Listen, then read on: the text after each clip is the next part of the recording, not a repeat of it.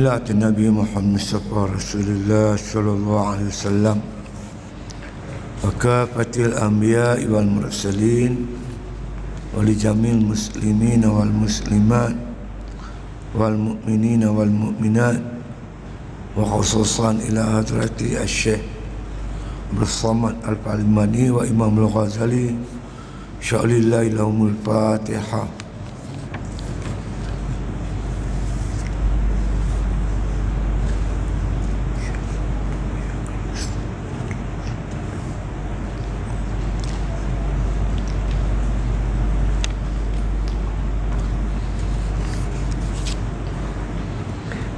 Kita kat mana ni?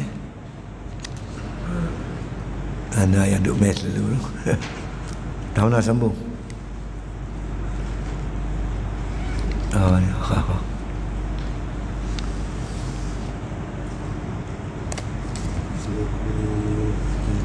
Tiga dari bawah.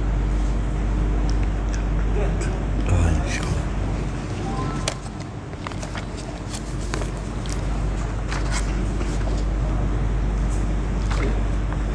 Bismillahirrahmanirrahim.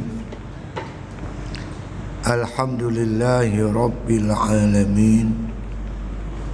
Wassalatu wassalamu ala asyrafil anbiya wal mursalin wa ala alihi wa sahbihi ajma'in. Qala musannif rahimallahu ta'ala fi kitabih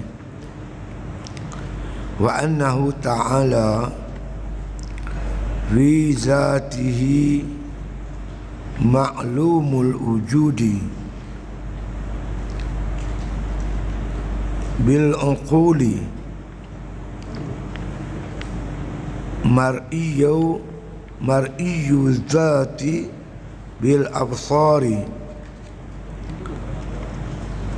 ni'matun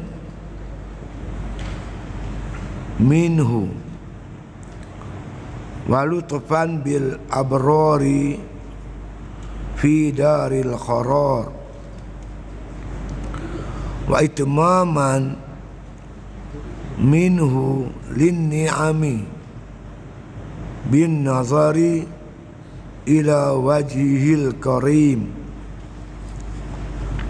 Artinya, dan wajib kita i'tiqadkan bahwasanya Allah Ta'ala pada zatnya yang mulia itu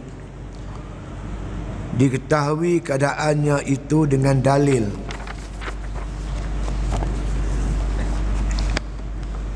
Dengan dalil akli dan dalil nakli.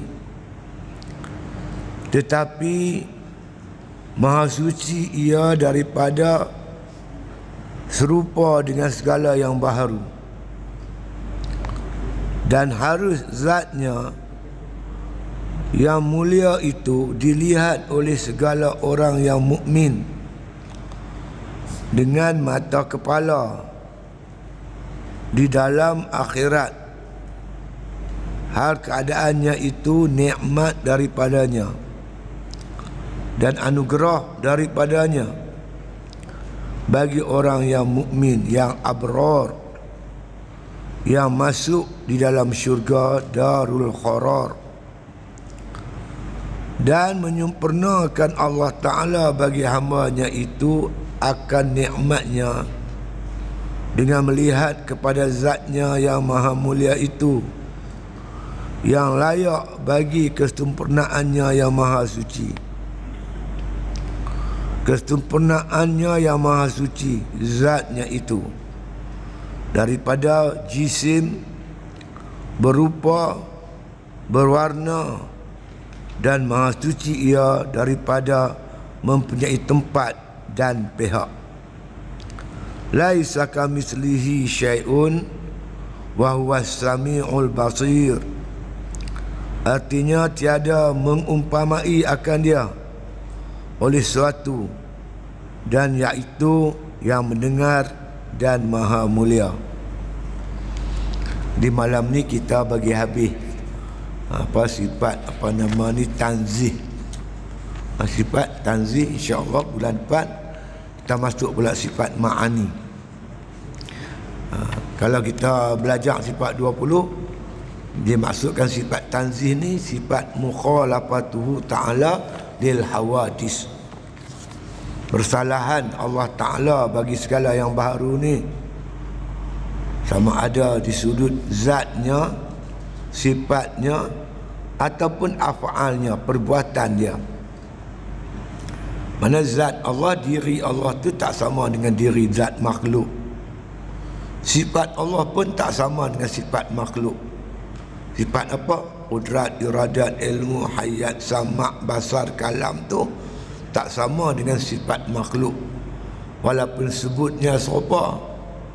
Kalau kita kata Allah tu berkuasa, makhluk pun ada juga kita kata makhluk yang ada kuasa. Kuasa tak sama kuasa Allah dengan kuasa makhluk. Kuasa makhluk pun tak sama dengan kuasa Allah Subhanahu wa taala. Begitulah sifat-sifat yang lain. Dalilnya jelas. Allah sebut laisa kamitslihi syai'un. Tak menyerupai Allah Ta'ala dengan segala sesuatu. Dalam suratul Ikhlas Allah sebut walam yakul lahu kufuwan ahad. Tak ada sesuatu tu yang kufu, yang sebanding, yang serupa dengan Allah Subhanahu wa Ta'ala. Menyerupaikan Allah Ta'ala dengan makhluk itu jadi syirik. Menyerupakan makhluk dengan Allah Ta'ala pun syirik. Allah Ta'ala tak serupa makhluk, makhluk pun tak serupa dengan Allah Subhanahu wa Ta'ala. Zat Allah tak sama zat makhluk. Zat makhluk apa dia? Dia berjirim. Macam kita ni dipanggil jisim, berjisim. Ada kulit, ada tulang, ada daging, ada bulu, ada mata, ada hidung, ada kaki, tangan. Ini semua dipanggil berjisim. Allah Ta'ala zatnya bukan berjisim ataupun berjirim. Macam ketul batu tu, kan, ketul batu ke apa lagi, ketul kaca ke apa semua, logam, semua ni bukan zat Allah Subhanahu wa Ta'ala. Macam mana zat Allah Ta'ala? Wallahu a'lam. Allah saja yang maha mengetahui. Kita cuma dibagi tahu oleh Nabi SAW zat Allah tak sama zat makhluk. Itu je yang kita faham. Oleh kerana zat makhluk ini berjirim, berjisim, jawhar. Ada pula jahal perik, cecair dan sebagainya. Zat Allah bukan begitu. Hakikat zat Allah, Allah saja yang tahu. Yang mengetahui yang qadim itu hanya yang qadim tahu yang qadim, hakikat yang qadim. Kita setakat ini diberitahu oleh Nabi, diberitahu oleh Allah Ta'ala melalui Al-Quranul Karim. Araftu Rabbi bi Rabbi. Kenal aku akan Tuhanku dengan Tuhanku. Kata Nabi Sallallahu Alaihi Wasallam. Begitu juga sifat-sifat Allah pun tak sama dengan sifat makhluk. Termasuk perbuatan Allah tak sama perbuatan makhluk. Perbuatan makhluk pun tak sama dengan perbuatan Allah. Kita faham macam itulah. Lebih-lebih kita pun tak faham, kita pun tak tahu. Kan serat tu ya. Baik. Sambung lagi kata musannif rahimahullah taala. Wa annahu ta'ala. Kita muka surat 23 baris nombor 3 daripada bawah tu insya-Allah. Sayyidus Salikin kitab 1. Wa annahu ta'ala. Dan sesungguhnya Allah Ta'ala ni, Allah Ta'ala, Allah tu nama zat. Zat Tuhan kita tu bernama, namanya Allah. Allah Ta'ala ni kata musannif rahimahullah ta'ala fi zatihi, pada zatnya itu apa dia? Ma'lumul wujudi, diketahui akan wujud adanya zat Allah Ta'ala. Zat-zat ni diri Tuhan tu ada. Kita ketahui macam mana? Iaitu kata musannif rahimahullah ta'ala bil uqul, dengan makna kata menggunakan akal, dalil-dalil akli, dalil-dalil nakli. Sebab itu makna kata ilmu mengenal Allah Ta'ala ni dipanggil hukum akal. Hukum akal maknanya kewujudan Allah Ta'ala, adanya Allah tu boleh kita gunakan akal untuk memikirkan dia. Ya. Macam pernah berlaku dalam satu dialog perdebatan antara Imam Abu Hanifah dengan Dahari. Kitab lama-lama ni masyhur lah cerita ni. Cerita ni masyhur. Imam Abu Hanifah masa tu dia berumur 9 tahun. Dia ulang alik pergi mengaji rumah tok guru dia, di pondok tok guru dia. Pagi-pagi lepas subuh dia pergi pondok pergi mengaji. Petang-petang baru dia balik. Satu hari dia pergi pondok tok guru dia tu, dia tengok tok guru dia menung je. Dia kata kat tok guru dia, "Awak tok guru menung?" Dia kata, "Raja panggil aku suruh berdebat dengan Dahari. Dahari ni ulama Yahudi. Ramai orang berdebat dengan dia, kalah habis. Aku takal kupi mungkin aku kalah." Lepas tu malam tadi pula aku mimpi. Kata tok guru dia, "Aku berada di satu taman hijau kehijauan. Pokok-pokok semua banyak. Aku tengok-tengok." Dia kata babi tu, ada seekor babi dia keluar daripada semak. Dia pergi makan habis pokok-pokok tu. Dia makan habis pokok-pokok tu semua. Tiba-tiba keluar seekor rimau. Rimau tu makan babi pula. Jadi bila babi rimau semua ni, aku nampak macam nak kalah kalau aku pergi lawan pun. Kata Abu Hanifah, tok guru kena pergi. Tak pergi tak boleh. Nanti rosak habis semua umat Islam di Baham di Dahari ni. Tok guru tak mau pergi kak. Lama bila tok guru tak mau pergi, dia kata lah ni macam ni. Kita pergi berdua, sampai sana saya lawan Dahari. Kalau takdir saya kalah, orang kata padahlah kalah budak-budak. Kalau saya menang, orang kata apa? Ni baru anak murid, tok guru dak lagi.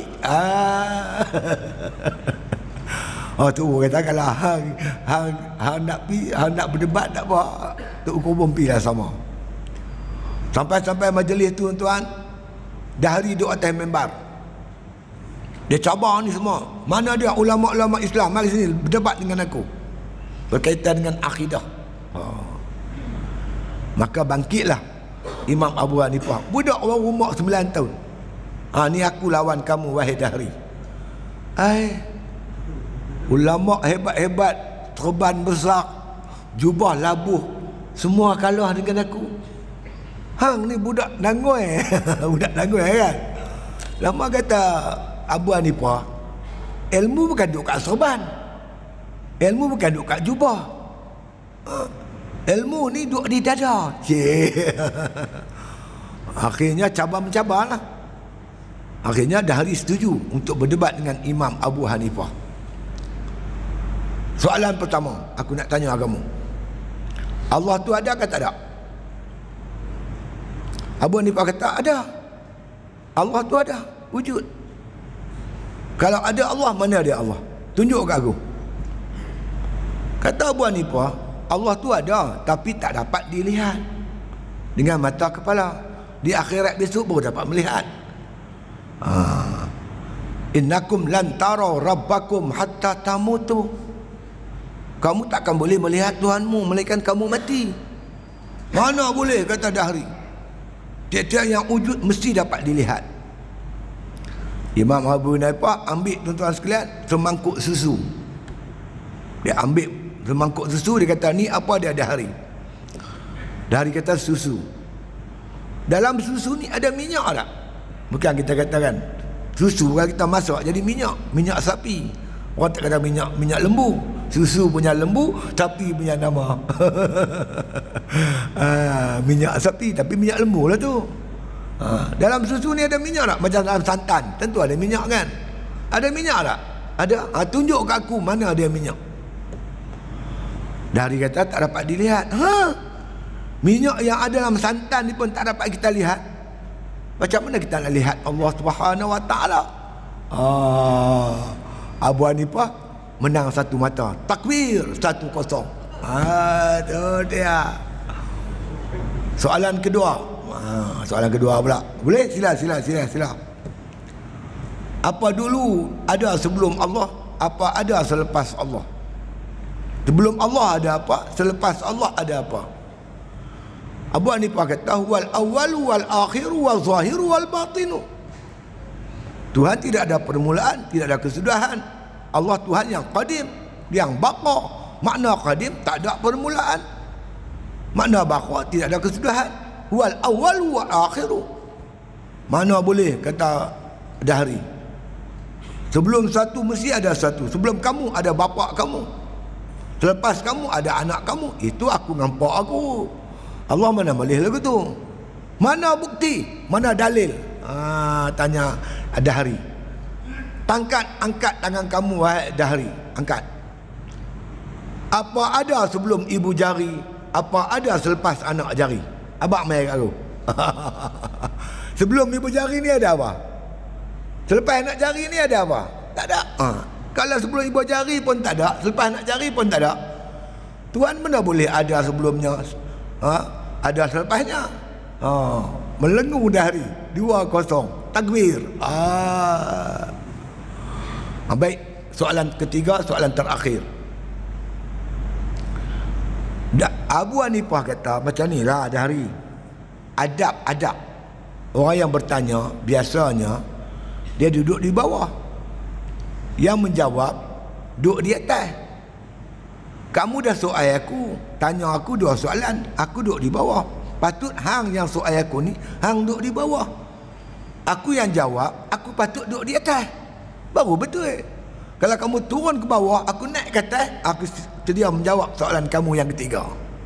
Dari kata tak apa, dari pun turun. Imam Abu Hanifah budak kecil 9 tahun duduk atas mimbar. Sila soalan, sila. Soalan aku ialah, Tuhan sekarang ni tengah buat apa? Tengah makan ke, tengah berjalan ke apa? Kamu tak tahu Tuhan sedang buat apa? Allah sedang menjatuhkan yang batil ke bawah, Allah sedang menaikkan yang hak ke atas. Aku ni hak, Allah angkat naik ke atas. Hang tu sesat, Tuhan turun ke bawah. Takbir 3-0. Baliklah tuan-tuan jalan kaki. Bujuk tu guru kata hang ada. Kalau hang tak ada, aku pun tak tahu nak buat apa. Yang aku mimpi tu, yang aku pelik tu, kata Tok Guru kepada Imam Abu Hanifah, Tok Guru, hijau ni, yang kata hijau ni Islam, ulama-ulama Islam, ibarat pokok-pokok yang subur berkehijau-hijauan. Datang seekor babi makan pokok tu. Babi tu dahari tu. Dahari tu makan makan ulama-ulama, kalahkan ulama Islam. Tiba-tiba keluar rimau makan babi tu. Saya rimau saya makan babi dahari. Oh macam tu. Kadang-kadang anak murid hebat pada Tok Guru jangan buat pasal. Kadang-kadang lah kan. Jadi nak ceritanya, wujudnya Allah ni dapat dipikir dengan akal, bil aqul, dengan dalil akli. Bukan semua tak nampak tu tak ada. Macam tuan-tuan tengok ni kan, lampu menyala, aircon sejuk kan, aircon sejuk, lampu menyala. Ini dalil adanya karen. Tidak? Tengah-tengah saya buat kuliah, lampu padam. Karen tak ada. Tidak? Kemudian menyala balik, sejuk balik aircon. Karen baru ada. Betul tak? Jadi makna lampu menyala. Berapa banyak lampu ni? Begitulah alam ni, begitu banyak ciptaan-ciptaan Allah. Dalil menunjukkan adanya Allah, walaupun Allah kita tak nampak. Lampu-lampu ni dalil adanya karen, walaupun karen kita tak nampak. Kan? Begitulah contoh-contoh yang mudah kita faham. Jadi wujudnya Allah ni boleh, makna kata kita nampak dengan akal, dipanggil dalil akli. Dan nakli, nakal, yang kita nakalkan pada Al-Quran, pada hadis.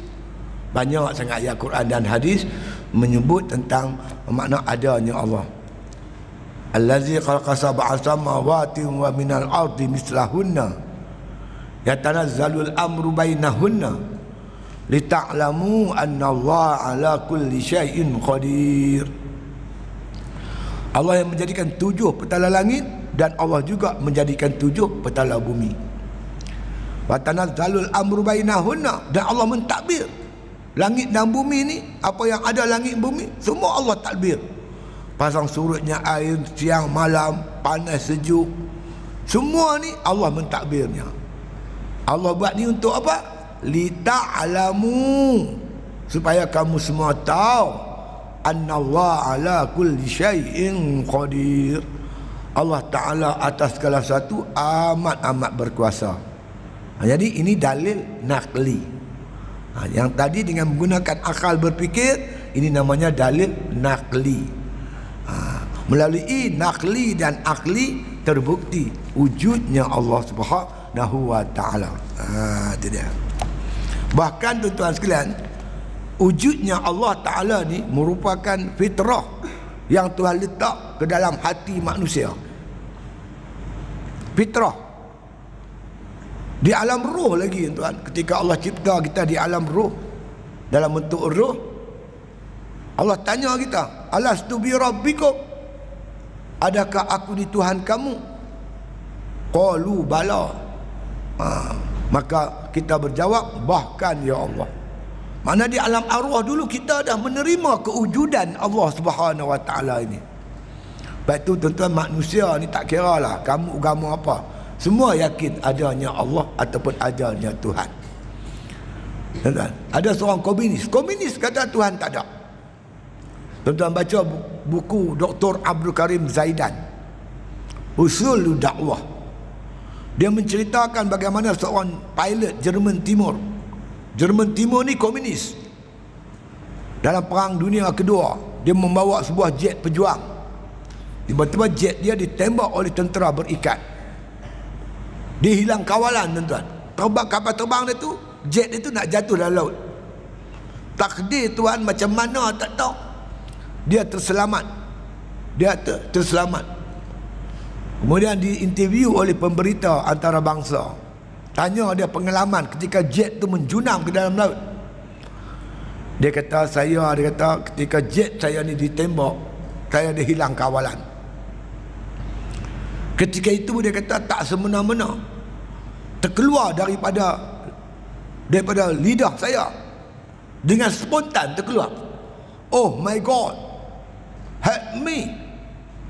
Keluar dengan satu perkataan, wahai Tuhanku, tolong aku. Sedangkan dia sendiri mengaku Tuhan tak ada. Selama hidup dia diajar Tuhan tak ada. Tapi bila dia dalam cemas yang amat sangat, tiba-tiba terkeluar daripada mulut dia, oh my God. Itulah fitrah kejadian manusia yang dicipta oleh Allah Subhanahu wa Ta'ala. Kerja kita pupuk fitrah ini. Pupuk fitrah ni kita pupuk. Kita seru, kita dakwah. InsyaAllah satu hari orang akan menerima kewujudan Allah Subhanahu wa Ta'ala, hasil daripada tarbiyah kita dan taufik hidayah yang Allah bagi kepada manusia ni, insya-Allah. Jadi nak sebutnya adanya Allah ini dapat dilihat dengan makna kata dapat diterima dengan dalil-dalil naqli dan juga dalil-dalil akli. Ya. Mar'iyul zati bil absar, dan dapat dilihat zat Allah Ta'ala itu, dia kata bil absar, makna kata dengan penglihatan mata kepala, jika diizinkan oleh Allah. Di mana? Di akhirat besok. Nikmat yang cukup besar tuan-tuan sekalian, iaitu dapat melihat Allah Subhanahu wa Ta'ala di akhirat nanti. Di dunia tak ada ahuan. Innakum lan tarau rabbakum hatta tamutu. Kamu takkan dapat melihat Tuhan kamu melainkan kamu mati. Melainkan tuan-tuan Nabi kita Muhammad SAW saja yang hidup dapat melihat Allah Ta'ala.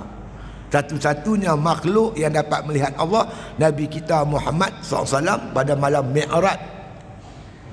Di mana Nabi melihat Allah? Di Hadratul Qudusi. Awak Tuhan duduk di Hadratul Qudusi? Tak. Nabi duduk di situ. Allah izin Nabi melihat Allah. Allah di mana? Tuhan tak bertempat. Macam kita kalau ada habuan tuan besok di akhirat, kita dapat melihat Allah. Di mana kita melihat Allah? Kita tu duduk di syurga. Allah duduk di syurga ke? wallahu alam. Allah tidak bertempat. Kita ni duduk, makna kata di syurga dapat melihat Allah. Jadi kawan pening, macam mana kita duduk di syurga tengok Tuhan? Tuhan bukan duduk di syurga, Tuhan tak bertempat. Dia jadi pening. Macam mana saya jawab kat dia? Malam tadi hamba mengaji, tak datang mengaji pasal apa? Allah Ustaz, saya tengok TV cerita Melayu, cerita lama. Siapa pelakon? P. Ramlee. Hang tengok P. Ramlee. Hang duduk di mana? Duduk di rumah lah. Oh, di rumah kamu tengok P. Ramlee. P. Ramlee duduk di mana? Duduk dalam kubur. Hang tu dalam rumah. P. Ramlee tu tak tahu dia duduk mana, kita pun tak tahu. Itu contoh makhluk sama makhluk. Apatah lagi kita dengan Allah Ta'ala. Allah izin kita melihat Allah Ta'ala ketika mana apa? Ketika mana kita ni duduk dalam syurga. Tengok banyak mana? Itu mengikut martabat kita lah. Ada yang boleh melihat Allah sebulan sekali, seminggu sekali, setahun sekali. Ada yang boleh melihat Allah sentiasa pun ada. Lepas tu tuan-tuan, Tok Guru ajak kita, di antara doa tuan-tuan sekalian, Allah dia kata, ya, kita berdoa. Dalam doa itu kita sebut, ya, Allah maja'al khaira ayyami yauma nalqa wa anta radin anna. Ya Allah, ya Tuhanku, Allah maja'al khaira ayyami. Ya Allah, jadikanlah, makna kata hari-hari yang paling baik untuk aku. Hari apa paling baik sekali? Yauma nalqa anta radin. Hari kami melihat kamu dalam keadaan kamu redha aku. Itulah hari yang paling hebat untuk kita, tuan-tuan. Hari dapat melihat Allah Ta'ala dalam keadaan Tuhan redha kepada kita. Nikmat melihat Allah Ta'ala ni, tuan-tuan, lebih hebat daripada nikmat syurga. Tak tahu nak banding. Bagaimana nikmat makna kata melihat Allah. Nabi Musa AS, tuan-tuan, di Bukit Tursina, Allah izin beliau untuk mendengar kalam Allah. Wa kallamallahu Musa taklima. Allah izin Nabi Musa mendengar kalam Allah. Bila dengar kalam Allah tu, dia tak tuarah dah, minta kepada Allah untuk melihat Allah pula. Allah tak izin untuk dia. Allah tak izin. Nabi Musa bila balik daripada Bukit Tursina, dia ambil jari ni, dia tutup telinga dia rapat-rapat. Kerana tak sedap sungguh suara manusia ni. Punya lazat dia mendengar kalam Allah. Jadi kita dapat mendengar kalam Allah, dapat melihat Allah jika diizin oleh Allah. Sebab itu kata Imam Ghazali, kena fikir untuk apa Allah jadi anggota kita. Allah jadi kaki kita, tuan-tuan, untuk berjalan di kebun-kebun syurga. Allah jadikan tangan kita untuk memetik buah-buah kayu syurga. Allah jadikan telinga kita untuk mendengar kalam Allah.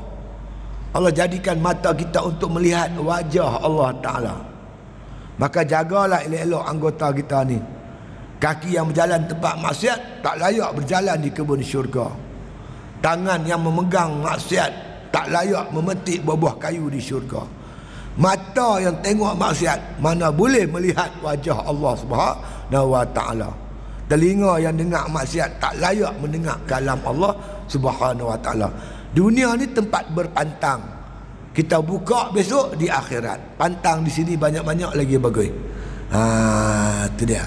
Jadi kalau orang begitu yakin, tuan-tuan, nikmat melihat wajah Allah, itu nikmat yang terbesar. Dia takkan guna mata dia sama sekali untuk melihat maksiat di muka bumi Allah Ta'ala. Bukan lama pun nak pantang, tuan-tuan, tak lama.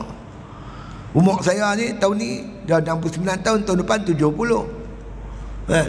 Tak lama lagi kita nak mati. Bukan lama pun di muka bumi ni. Kita tahan sikit diri kita untuk mendapat nikmat-nikmat yang dijanjikan oleh Allah Ta'ala di akhirat besok, insya-Allah. Di antaranya nikmat dapat melihat wajah Allah Subhanahu wa Ta'ala, Tuhan yang kita cintai, Tuhan yang kita kasih. Ya. Itu dia. Dan lagi kata musannif rahimahullah ta'ala, ni'matun, dia kata dia merupakan satu nikmat.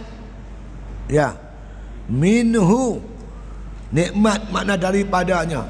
Dapat melihat Allah Ta'ala ni tuan-tuan, nikmat daripada Allah, anugerah Allah, kurniaan Allah kepada kita.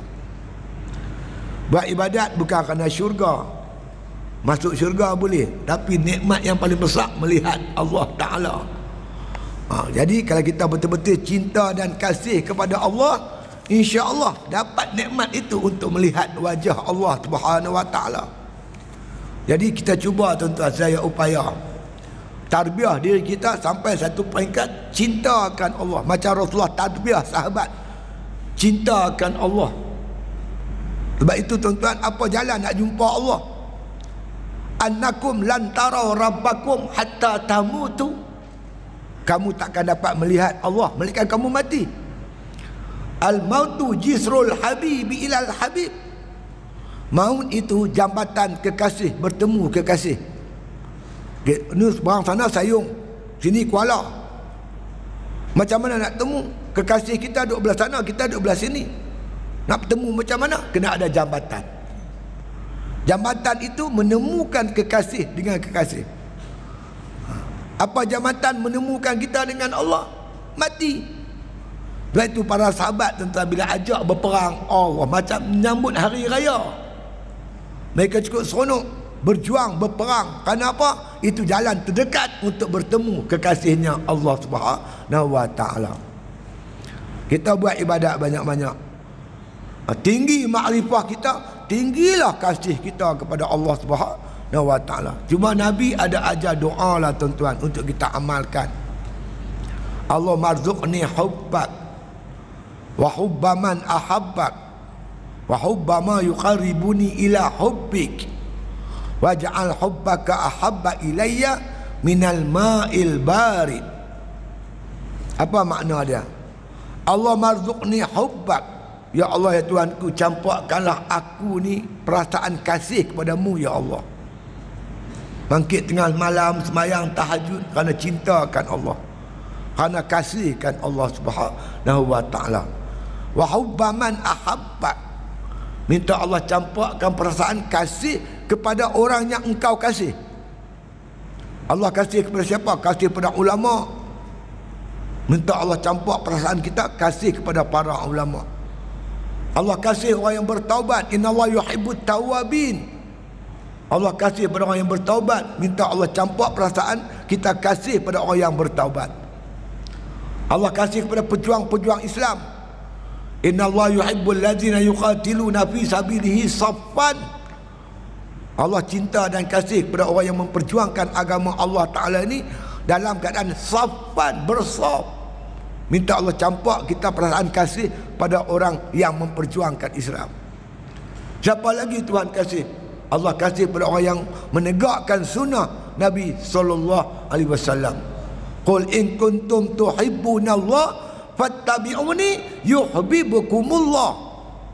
Kata oleh Muhammad, kalau kamu betul-betul cintakan Allah, ikut aku, ikut sunnah aku, nescaya kamu akan dikasih oleh Allah. Jadi orang yang ikut sunnah Nabi ni Tuhan kasih. Kita minta Allah campak kita perasaan kasih pada orang yang makna kata yang kasih kepada Allah Ta'ala. Itu dia. Dan lagi antara doa kita iaitu makna kata wa hubba ma yuqarribuna rubinu ila hubbik. Campakkan perasaan kaku ni amalan-amalan, kasih pada amalan-amalan yang membawa aku dekat denganmu ya Allah. Amalan yang membawa kita dekat dengan Tuhan. Amalan apa?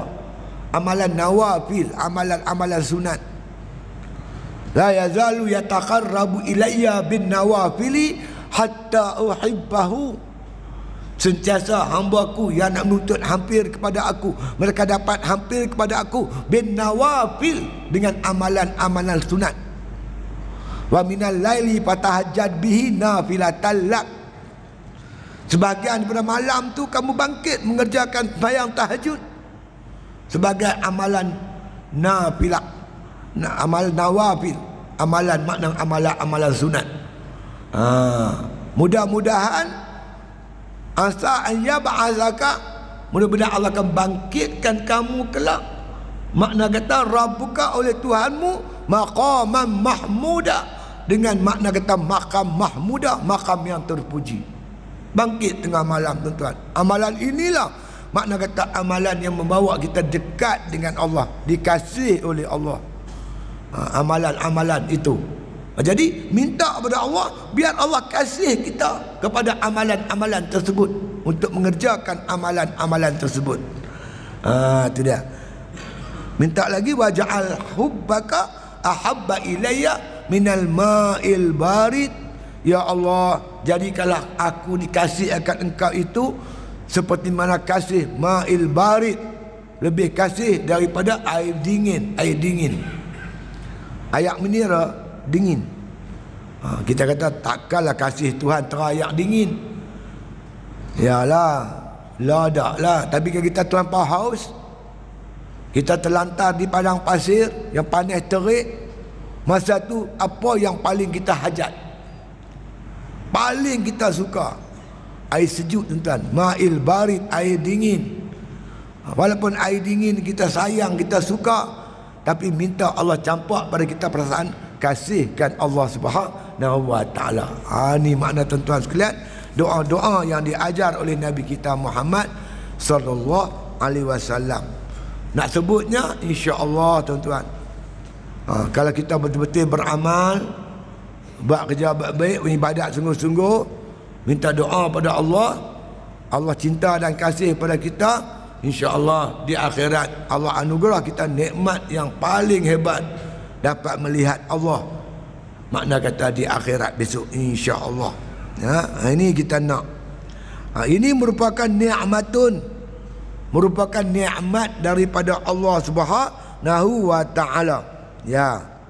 Min ni'matun minhu, nikmat daripadanya. Wa lutfan bil abrar fi daril qarar, iaitu kelembutan. Lutfan ni kelembutan Allah, kasih sayang Allah, anugerah Allah kepada golongan abrar. Siapa abrar? Orang yang banyak buat kebajikan, buat bir. Golongan yang banyak bir ni dipanggil abrar.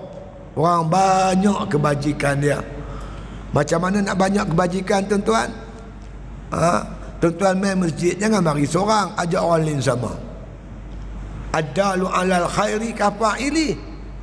Siapa tunjuk jalan kebajikan, dia macam buat. Tuan-tuan tarik 3 orang, 3 kali ganda punya amalan, tuan-tuan. Tuan-tuan tarik 10, 10 kali ganda. Tuan-tuan bagi sedekah, tuan-tuan ajak orang ke arah kebaikan. Kita makan yang halal, betul niat kita untuk mengerjakan ibadat. Makan tu jadi kebajikan, jadi bir. Kan?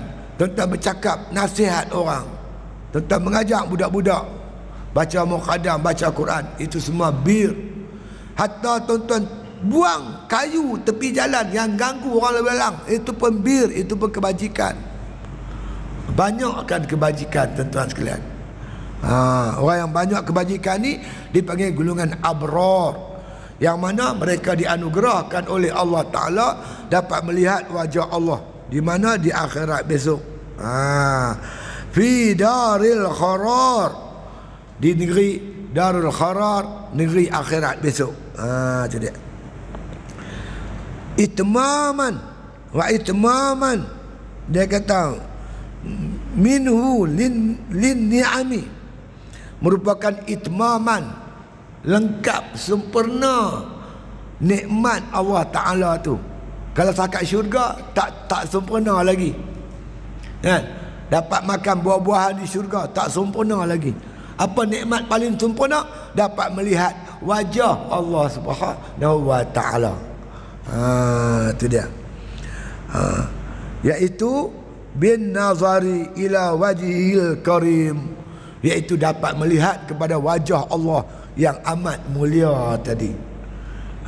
Jadi nak sebutnya, Imam Ghazali nak sebut bahawasanya kewujudan Allah boleh diterima oleh akal. Tapi tuan-tuan, iman ni macam ni lah.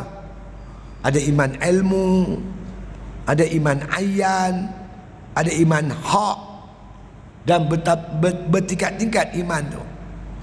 Kita terima, kita yakin adanya Allah, kita dah ada iman. Iman ini mesti dibaca, disuburkan. Apa baca iman? Taat. Ketaatan kita buat banyak, macam pokok kita tanam, kita buah baca dia, pokok akan membesar, akan rendang. Begitulah iman kita kena dibaca, dipupuk dengan amal taat. Al-imanu uriyan wa libasuhu taqwa wa zinatul haya wa samaratuhul ilmu, kata Nabi. Al-imanu uriyan, iman tu bertelanjang. Kita terima, kita yakin adanya Allah, sifat Allah itu, kita ada iman. Tapi iman tu diibaratkan oleh Nabi iman yang bertelanjang. Walibasu taqwa, bagi pakai iman itu dengan at-taqwa. Apa taqwa? Ayuta'a fala yuqsa wa ayuzkara fala yunsa. Bahawa Allah Ta'ala makna ditaati, tidak diderhakai. Baca iman kita taat kepada Allah tanpa derhaka. Buat perintah dia wajib sunat, tinggal larangan dia haram dan makruh. Wa ayuzkara fala yunsa. Allah sentiasa kita ingati, kita tak lupa Tuhan.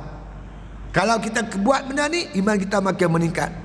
Itu yang disebut oleh para ulama, yang dia kata ilmul yakin, ainul yakin, hakul yakin. Itu proses dia, perjalanan dia. Jadi makna kata kita boleh nampak dah dalam perkara masalah keimanan ni, kita boleh terima dengan dalil-dalil yang jelas wujudnya Allah Ta'ala. Tapi persoalannya kita perkuatkan lagi. Al-imanu uriyan, iman telanjang. Walibasu taqwa, bagi pakai dengan taqwa. Wazinatul haya, diperhiaskan iman tu dengan malu. Malu dengan makhluk nak buat maksiat, malu dengan Allah Ta'ala. Kita buat ibadat, kita nampak ini Allah, anugerah Allah, syukur kepada Allah Subhanahu Wa Ta'ala. Kepuncaknya wasamaratul ilmu, buahnya ilmu makrifah yang sempurna. Itu perjalanan dia, kan? Maka kata musannif rahimahullah ta'ala, artinya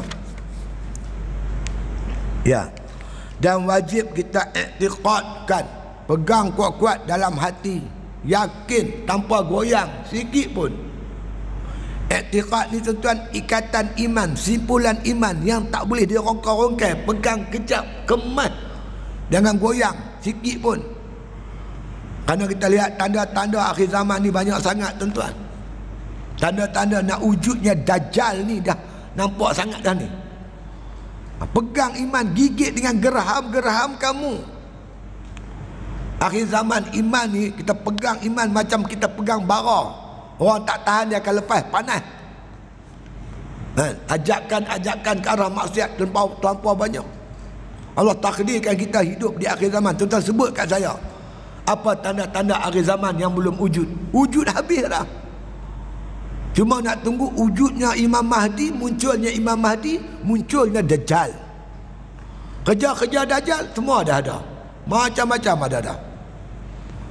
Ini yang kita duk tunggu. Kemudian tuan-tuan sekalian, saya baca dalam internet untuk perhatian kita bersama. Nabi ada sebut tuan-tuan, 100 tahun sekali dia akan datang mujaddid untuk memperbaharui agama. Bila nak datang mujaddid ni, Islam berpecah belah, Islam lemah. Umat Islam mengharapkan pemimpin yang datang untuk menyatukan, menguatkan Islam ni. Untuk ketahuan tuan-tuan sekalian, bahawasanya kita hilang khilafah Islamiah ni dah 100 tahun. Nabi berjanji 100 tahun akan muncul mujaddid. Kerajaan Islam Turki Osmaniyah rebah pada 28 Rejab 1342. 28 Rejab ni yang akan datang ni, tak berapa hari lagi ni, 1342. 28 Rejab akan datang ni 1442. Berarti 100 tahun dah kita hilang khilafah Islamiah. Sepanjang kita tidak ada khilafah, tidak ada pemerintah Islam, umat Islam berceridau, berpegaduh, berpecah antara sama sendiri. Dah sampai peringkat sekarang ni tuan-tuan, negara-negara Arab dipaksa untuk mengisytiharkan Israel. Satu demi satu, tunduk kepada Amerika dia Yahudi. Seolah mereka macam tak ada kekuatan. Hinggalah datangnya tuan-tuan seorang pemimpin yang boleh menyatukan umat Islam balik. Ni yang kita harapkan kalau umat kita panjang, kalau takdirnya datang Imam Mahdi, mudah-mudahan kita termasuk pada tentera-tentera Mahdi. Siapa tentera Mahdi? Yang main masjid ni lah. Ruka'an sujadan yabtaguna fadlan minallahi wa ridwana. Yang rokok, yang sujud, tunduk patuh pada Allah, yang semata-mata mengharapkan redha Allah Ta'ala. Tok guru saya kata tentera Mahdi itu, siapa mereka itu? Ruhbanul fil lail wa fursanun fil nahar.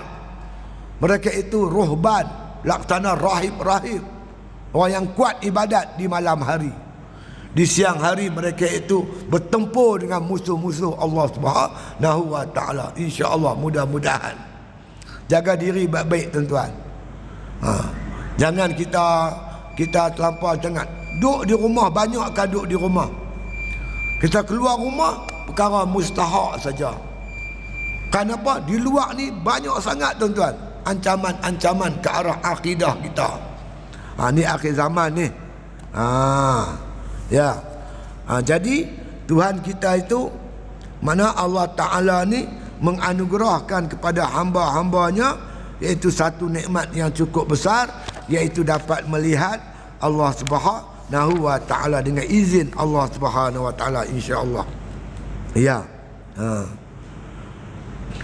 Wajib kita iktikadkan bahawa Allah Ta'ala itu pada zatnya diri dia yang mulia itu, diketahui keadaannya itu dengan dalil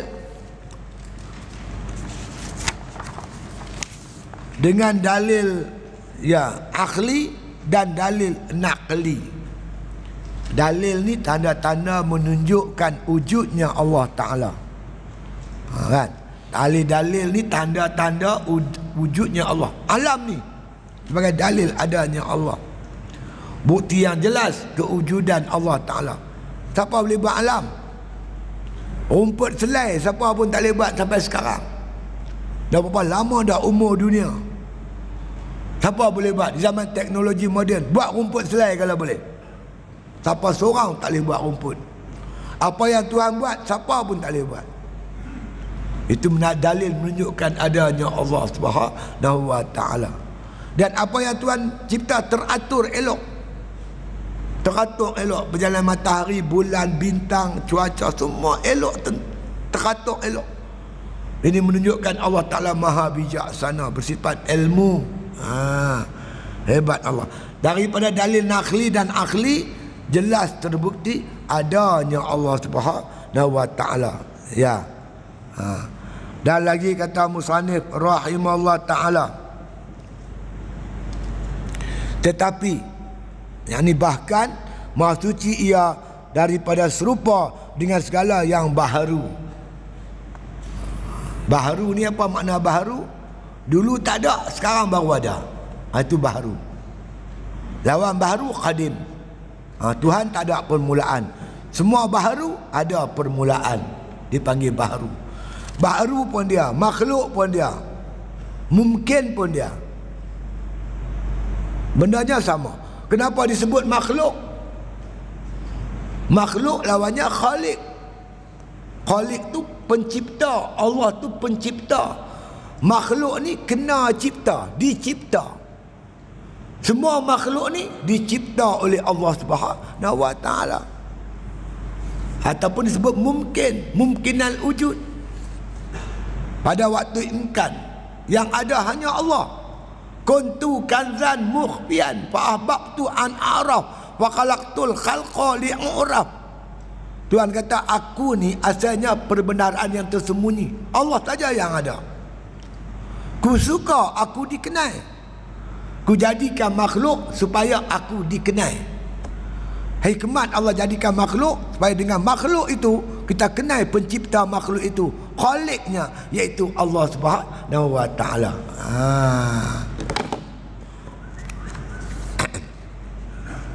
Dan lagi kata musannif rahimahullah ta'ala, Allah Ta'ala tak serupa dengan yang baru, dengan makhluk dia ni. Dan harus zatnya yang mulia itu dilihat oleh segala orang yang mukmin. Hakikat kita harus orang beriman melihat Allah di akhirat. Kalau Allah izin. Kalau Allah tak izin, tak dapat lihat lah.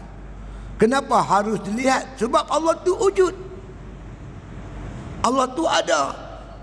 Oleh itu yang ada harus dilihat. Yang mana tak dilihat? Yang tak ada. Tak ada nak tengok apa benda, tak ada. Allah tu ada.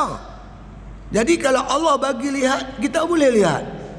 Kalau Allah tak bagi lihat, kita tak nampak lah kan.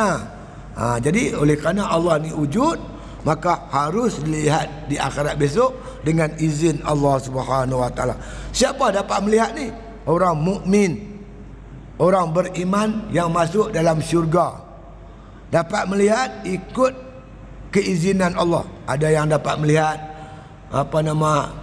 seminggu sekali, dapat melihat setahun sekali, ada yang boleh melihat sentiasa. Itu mengikut kehendak Allah, darjat masing-masing, insya-Allah. Ya. Dapat melihat dengan mata kepala. Di mana? Dalam akhirat. Hal keadaannya, zat itu nikmat daripadanya. Dapat melihat zat Allah Ta'ala itu merupakan anugerah daripada Allah, nikmat Allah Ta'ala. Qul bifadlillah wa birahmatihi. Kata oleh Muhammad, ini semua ni anugerah Allah, pemberian daripada Allah dan kasih sayang Allah. Dengan kasih sayang Allah Ta'ala, kita dapat melihat Allah Ta'ala di akhirat besok, insya-Allah. Allah izin, insya-Allah. Dia. Siapa dia? Mukmin yang dia kata masuk dalam syurga, iaitu Darul Qarar. Di syurga, negeri, makna kata di syurga kelak kita dapat melihat Allah dan menyempurnakan Allah Ta'ala bagi hambanya akan nikmatnya dengan melihat kepada zatnya yang maha mulia itu. Nak sempurnakan nikmat tu, Allah bagi melihat Allah Ta'ala di syurga. Bila tengok-tengok Allah Ta'ala, tuan, tak ada dah. Nikmat syurga tu dah jadi rendah dah. Nikmat melihat Allah lah nikmat yang paling besar, tuan. Lepas itu kalau tuan-tuan boleh tanamkan dalam jiwa tuan-tuan rasa kasih sayang nak melihat Allah. Allah, tuan. Ulama ditanya orang, kenapa seorang tu, makna kata dia takut nak mati. Ada setengah tu pula seronok nak mati. Kenapa kita takut nak mati? Kenapa ada setengah orang suka nak mati?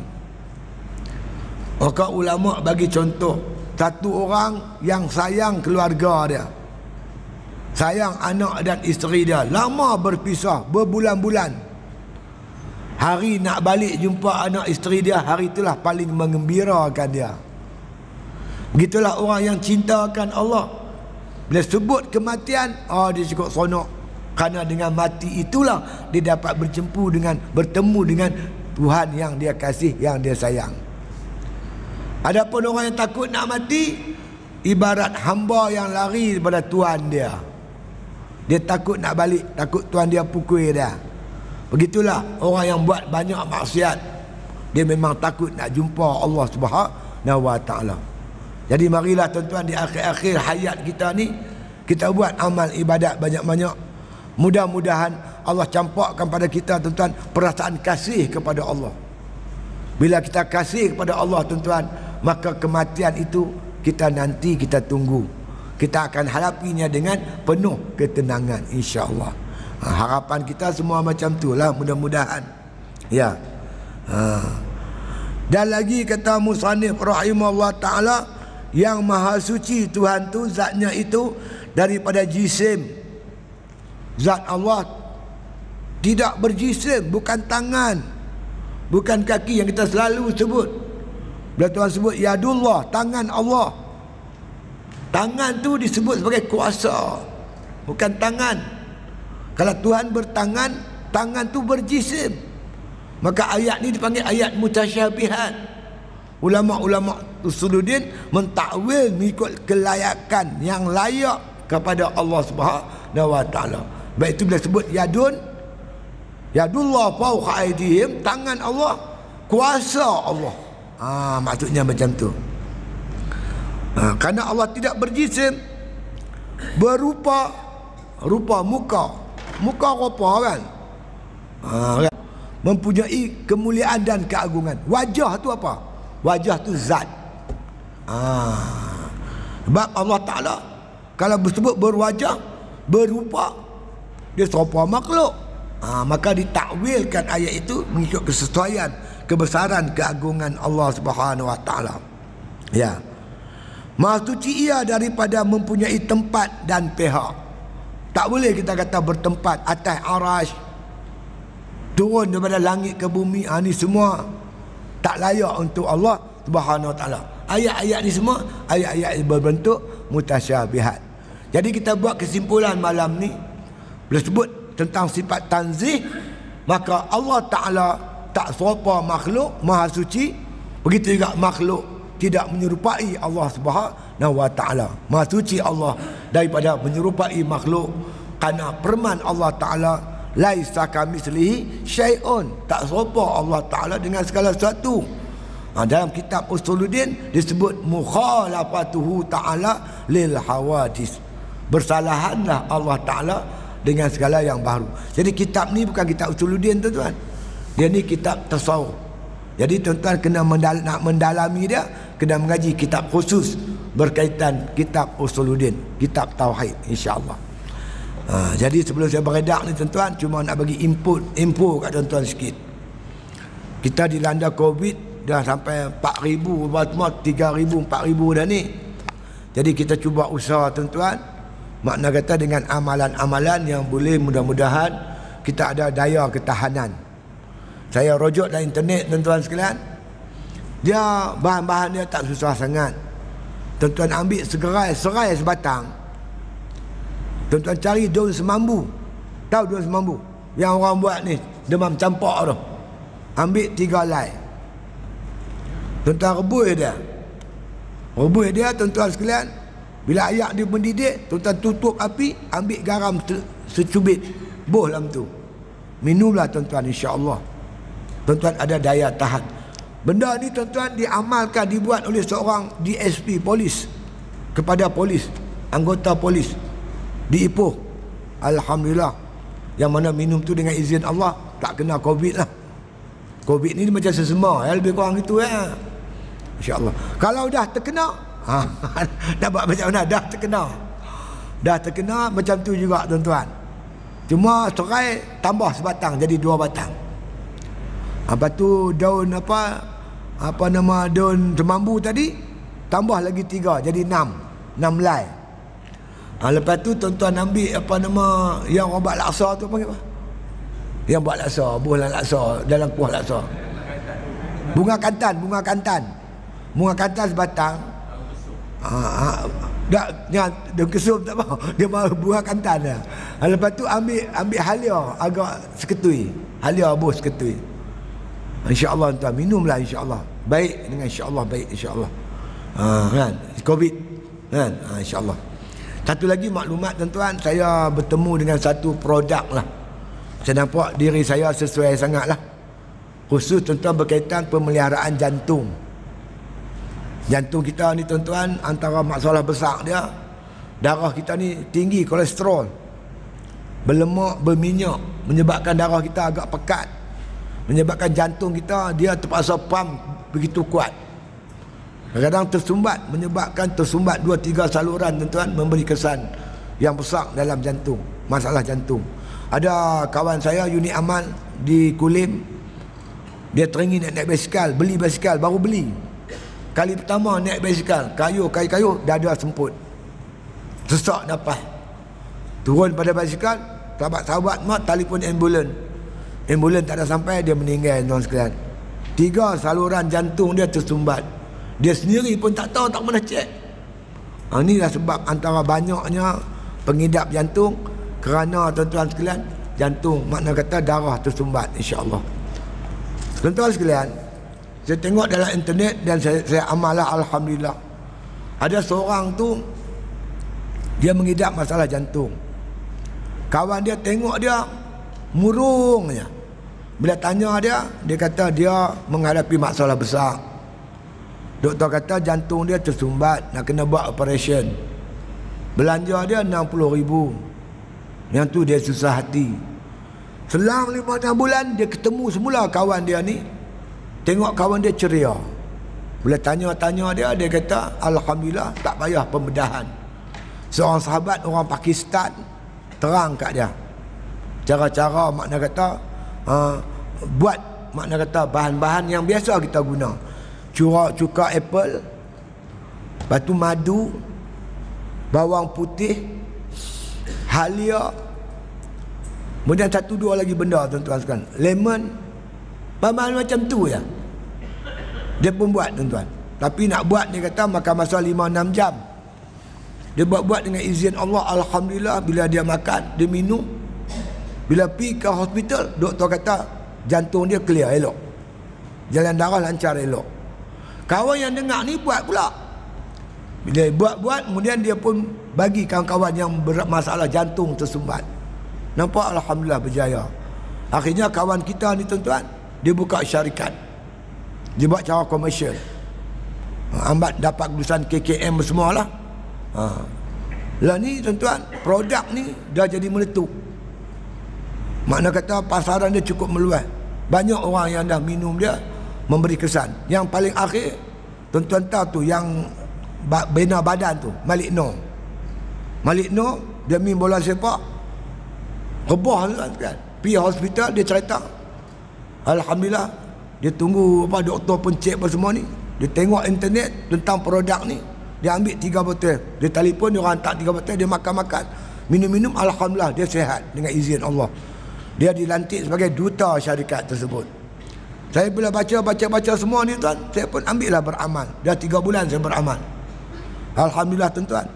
Sebelum ni bila buat kerja, dia tarik nafas, dia bunyi. Satu hari tuan-tuan sekalian, isteri saya dia rakam. Saya tidur tu dia rakam. Insya-Allah. Tuan-tuan dengar tak satu video saya? Saya kuliah tuan-tuan sekalian di Kulim, Taman Selasih. Saya cerita pengalaman saya duduk dalam lokap. Kan, mak saya bawa saya makanan. Namanya pulut lepah. Pulut lepah tu tak ada tempat lain di Pulau Pangkok je ada. Hari tu mak saya bawa pulut lepah, saya cerita pulut lepah. Sebulan lepas tu saya pergi mengajak masjid yang sama. Muslimat mai jumpa saya, dia bawa satu bungkusan. Dia kata, "Ustaz, hadiah kat ustaz." Saya pun tak buka, sampai rumah baru saya buka. Bukan 1 malam, 2 pagi baru saya sampai di rumah. Buka-buka tengok pulut lepah tuan. Saya minat pulut lepah. Saya makan 5 ketui. Makin pagi tuan-tuan, cek darah tak berturun. Tu dia 160, 170. Kadang-kadang naik sampai 180. Apa hal aku ni? Makan ubat tak turun tuan. Makan macam-macam tak berturun. Saya blender apple 5 biji tak turun.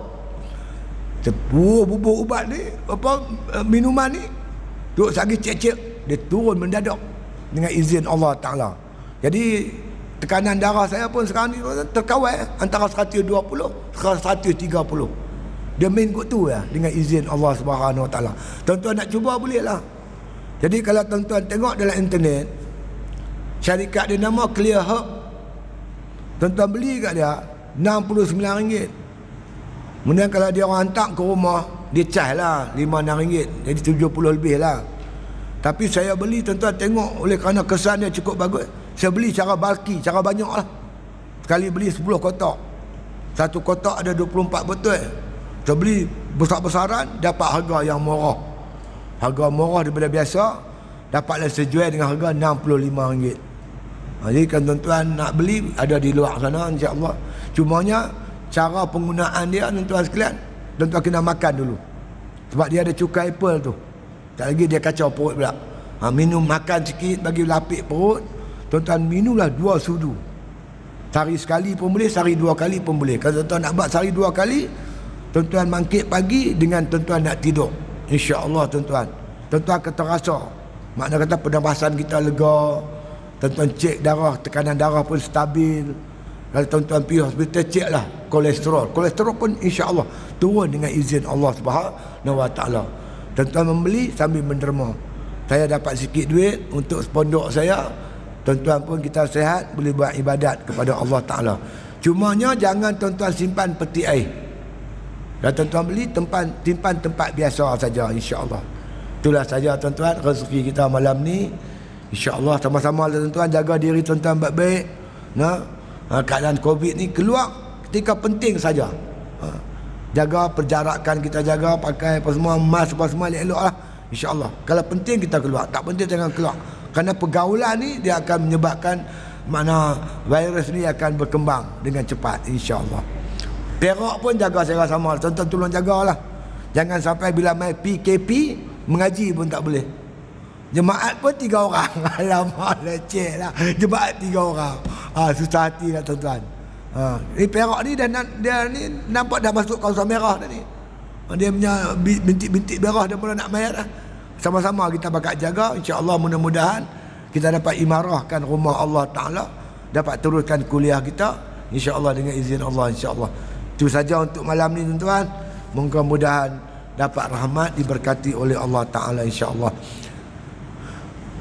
Lepas tu kalau tuan-tuan nak derma untuk Pulau Pangkok tu macam biasalah tuan-tuan tu. Kita masih dalam proses pembinaan. InsyaAllah kita cuba siapkan tahun ni lah. Kita cuba siapkan tahun ni insyaAllah. Bismillahirrahmanirrahim. Alhamdulillahi Rabbil Alamin. Wassalatu wassalamu ala asyrafil anbiya'i wal mursalin. Wa ala alihi wa sahbihi ajma'in.